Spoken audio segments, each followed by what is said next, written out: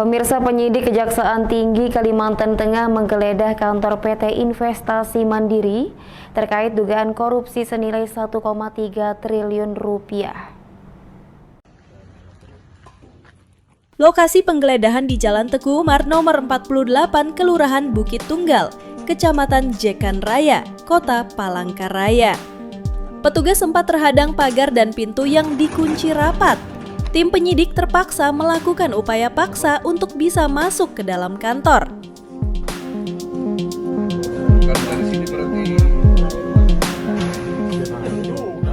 Penggeledahan dipimpin langsung PLH Asintal bersama Kasidik Pitsus Kejati Kalteng dan bahkan Kepala Kejati Kalteng, Agus Sahat Lumban Gaol ikut memantau proses penggeledahan.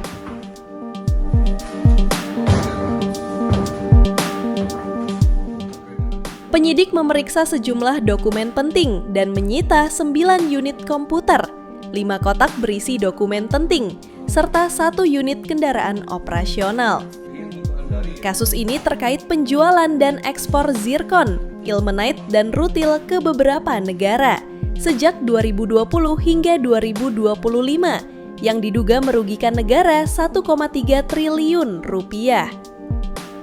PT Investasi Mandiri ini diketahui memiliki izin usaha pertambangan zirkon seluas 2032 hektar di Desa Tewang Pajangan dan Tumbang Miwan, Kabupaten Gunung Mas, yang diterbitkan oleh Bupati Gunung Mas pada tahun 2010, yang kemudian diperpanjang oleh Kadis PTSP Kalteng pada tahun 2020.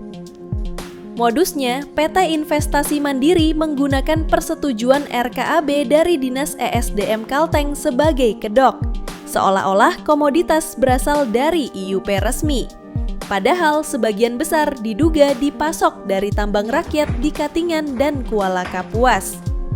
Dengan cara itu, penjualan zirkon terlihat legal, namun faktanya diduga menyebabkan kerugian negara.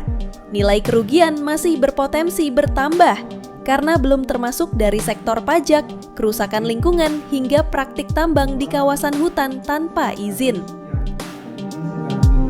PT Investasi Mandiri dalam melakukan penjualan disinyalir menggunakan persetujuan atau RKAB yang diterbitkan oleh Dinas ESDM Kabupaten Kalimantan Tengah sebagai kedok atau penuh manipulasi, ya, seakan-akan komoditas zirkon yang dijual adalah berasal dari lokasi penambangan.